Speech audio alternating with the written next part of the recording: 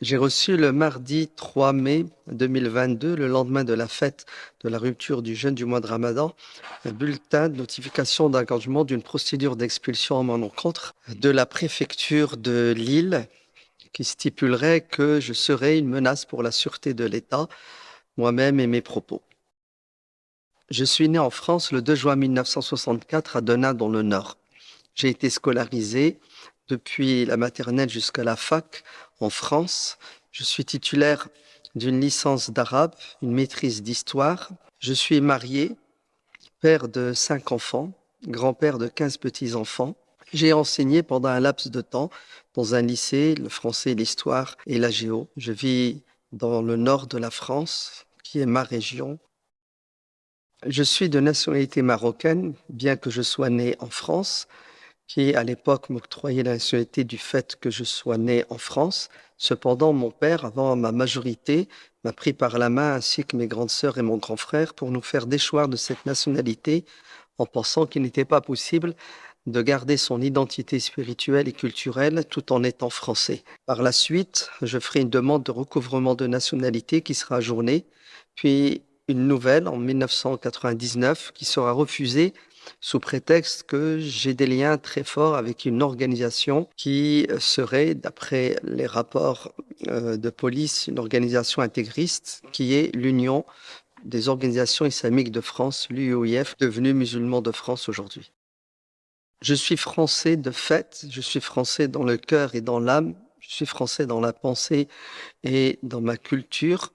Malheureusement, je subis une injustice puisqu'on m'a privé de ma nationalité et aujourd'hui on veut me priver de mon pays, de ma région, on veut m'éloigner de ma femme, de mes enfants et de mes petits-enfants, ce que je considère être une injustice. Ma vision de l'islam a toujours été et restera toujours une vision de l'islam du juste milieu, un islam qui doit se vivre dans son contexte culturel, notamment le nôtre français, un islam qui appelle à la rationalité et qui appelle à une pratique mesurée. J'ai toujours combattu toute forme d'extrême et les extrémistes en appelant les gens à se réconcilier avec son identité spirituelle et son identité culturelle. Chose qui, Dieu merci, a donné ses fruits puisque je suis suivi par des centaines, des millions de personnes qui sont dans cet islam de l'ouverture, l'islam de la paix, l'islam de la tolérance. Pourquoi est-ce que certaines religions ont une mauvaise compréhension de la religion? Parce qu'ils ne connaissent pas le contexte. Ainsi, ils restent dans le texte, et le texte, quand vous le prenez à la lettre, parfois il entre en conflit avec la réalité, le contexte, et ça pousse les gens à quoi? À ne pas pouvoir pratiquer la religion ou à la pratiquer dans la difficulté. Vous êtes français et musulman, et soyez fiers d'être les deux. L'islam est une religion magnifique, belle, et la France est un beau pays qui a besoin de vous pour l'améliorer. J'ai toujours prêché un islam du juste milieu, un islam contextualisé qui réconcilie le musulman avec son identité culturelle, spirituelle et son identité nationale. Les musulmans doivent être fiers d'être français, d'être musulmans. Ils sont 100% français, 100% musulmans dans le cadre des lois de la République, dans le respect de notre laïcité qui nous permet de pratiquer notre religion en toute liberté. Un islam qui a toujours prêché la paix et le vivre ensemble. Un islam contre la violence et toute forme de rejet des identités plurielles de notre société. Ce n'est pas antinomique que de dire nous sommes français et musulmans. Bien au contraire, l'islam est une religion universelle, capable de s'épanouir là où elle est, à condition qu'elle soit pensée et réfléchie par des gens du terroir, du cru. C'est-à-dire, l'ijtihad doit être fait par des gens compétents à la fois dans les sciences religieuses et dans les sciences profanes. Donc, vous savez ce que vous allez faire? Vous allez vous engager pour améliorer la France de 2016, de 2020, de 2030. Comment vous allez vous engager? En continuant à être de bons citoyens comme vous l'êtes, respectueux de la loi, de l'ordre public. Tout mon combat depuis ces 40 dernières années est un combat de justice, J'ai toujours défendu la cause palestinienne qui, à mon avis, est une cause juste. Le peuple palestinien souffre. Maintenant, on fait l'amalgame entre l'antisémitisme et l'antisionisme. Je ne suis pas antisémite, bien au contraire, j'ai toujours défendu le peuple juif dans son histoire, d'ailleurs la plus récente, quand il a subi la Shoah et toute forme d'injustice. Cependant, c'est vrai que j'ai tenu lors d'une conférence sur l'injustice qu'a subi le peuple palestinien dès les années 2000, des propos qui ont été vexants et qui ont touché une partie de la communauté juive. J'ai fait mes excuses. Le musulman ne peut être antisémite puisqu'il est pour la justice et la liberté. Ainsi, mon discours a toujours été un discours mesuré qui a toujours appelé au respect de la divergence, au respect de la pluralité, au respect des autres communautés. Vive la loi contre l'antisémitisme. Parce qu'être antisémite, c'est de la folie. Détester quelqu'un parce qu'il est juif, c'est un péché en islam. En islam, on combat l'injustice, on ne combat pas l'être humain parce qu'il est noir ou blanc, parce qu'il est de telle religion, telle religion. Allah a créé les êtres humains libres. L'homosexuel, mais bien sûr qu'il a le droit d'exister. Allah a créé les êtres humains libres de croire en lui, et il les a créés aussi libres de lui obéir ou de lui désobéir. Et si moi, musulman, j'ai des interdits, j'ai des limites, le non-musulman n'a pas d'interdit, puisqu'il n'est pas soumis à l'islam. Apprenons à nous respecter, à nous tolérer avec nos différences et nos divergences. J'ai toujours été, je resterai toujours quelqu'un qui combat toute forme de racisme et de rejet, et notamment l'antisémitisme. J'ai toujours condamné la Shoah et ce que le peuple juif a subi. Je sais faire la différence entre un juif non sioniste et un juif sioniste qui soutient les injustices de l'État d'Israël. Je ne suis pas dans le complotisme, mais je suis dans la critique de toute forme d'injustice, qu'elle émane d'une personne ou qu'elle émane d'un État. C'est que parler aujourd'hui de la Palestine et de Gaza, c'est du domaine du courage, voire même de la folie de l'inconscience. Car vous allez être taxés d'antisémites.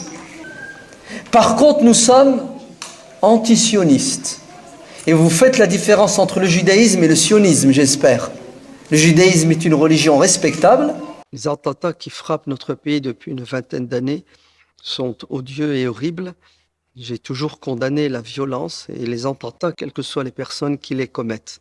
Cependant, je suis conscient qu'il y a certaines personnes, notamment certains politiques ou certains journalistes, qui reprennent ces attentats pour stigmatiser et montrer à l'index toute une communauté musulmane innocente, victime elle-même de ces attentats dans la réalité et dans la récupération médiatique. Et je suis conscient qu'il y a certaines personnes qui font tout pour qu'il y ait un choc des civilisations, pousser les musulmans à avoir peur de leurs concitoyens non musulmans et les non musulmans à avoir peur de leurs concitoyens musulmans. Nous sommes pour le vivre ensemble et la convivialité, et tout cela ne pourra se faire que si et seulement si nous combattons le terrorisme et nous combattons ceux qui appellent au rejet, à la haine de la communauté musulmane. Je reçois des mails de gens qui me disent « Ne penses-tu pas qu'il est temps de quitter la France puisque la France devient islamophobe, intolérante ?» Je dis, vous tombez dans le piège des ennemis de la France, dans le piège des ennemis de l'islam, dans le piège des terroristes qui veulent nous terroriser pour nous empêcher de vivre dans la fraternité humaine. C'est maintenant justement que tu dois être 10 fois plus français que tu ne l'étais avant. Parce qu'un des pièges des terroristes, c'est de vous pousser à renier votre identité nationale. C'est-à-dire vous pousser à détester votre pays, la France, sous prétexte que la France combat l'islam, n'aime pas l'islam, etc., etc. C'est ce qu'ils veulent. C'est ce qu'ils veulent. Oui, ils veulent vous manipuler, ça s'appelle la manipulation, pour vous transformer en bombes humaines, comme ils sont devenus des bombes humaines. J'ai toujours dit que le musulman français devait respecter sa loi, et sa loi, c'est la loi de la République, c'est la loi française qui nous permet d'être musulmans, de nous épanouir dans notre spiritualité. Nous sommes 100% français, 100% musulmans dans le cadre légal de la loi. J'ai toujours transmis ce message clair et net à mon auditoire. Un bon Français est un Français qui respecte la loi et qui critique les institutions. Ainsi, un bon musulman citoyen est un musulman engagé, engagé politiquement, engagé en essayant d'améliorer au quotidien la société dans laquelle il vit. Nous ne sommes pas ni pour la violence, ni pour le chaos. Nous sommes pour l'engagement et la construction. Alors nous ne tomberons pas dans le piège. Nous allons rester musulmans et français jusqu'au bout. Notre religion, c'est une religion du bon sens, de la justice et de la miséricorde. Et la France, c'est le pays de la liberté, de l'égalité, de la fraternité. Et quand quelque chose ne va pas dans notre pays, vous savez ce qu'on fait? On s'engage pour améliorer notre pays. On s'engage, vous entendez? On s'engage au niveau intellectuel, au niveau politique, au niveau médiatique. On devient des acteurs. Pourquoi est-ce qu'on laisse les extrémistes, terroristes, agir et détruire? Pourquoi est-ce que nous ne agissons pas, nous, avec amour pour construire notre société? Pourquoi est-ce qu'on ne la préserve pas et on ne la protège pas? Pourquoi est-ce qu'on se marginalise et on se renferme? C'est le moment de s'ouvrir. Les bras m'en tombent, j'ai toujours été un progressiste et mes discours ont toujours été dans le sens de la tolérance, tout en respectant nos valeurs familiales et tout en étant dans un islam d'ouverture et de tolérance à l'égard des différentes communautés de notre pays.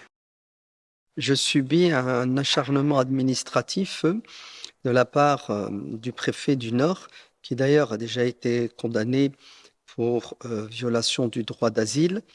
On ne veut pas me renouveler ma carte de séjour. Je fais tout le nécessaire pour me défendre et je fais confiance à la justice pour recouvrer mes droits en tant que citoyen français. Vous êtes des millions à m'écouter, à me suivre depuis plus de 40 ans. Après avoir sillonné toute la France et certains pays européens à transmettre un discours de paix, d'ouverture et de tolérance, aujourd'hui je subis une injustice. Ainsi, je vous invite à me soutenir à travers vos témoignages en relayant cette vidéo et en vous levant contre cette injustice qui me touche personnellement. Je vous tiendrai informé de la suite de cette affaire.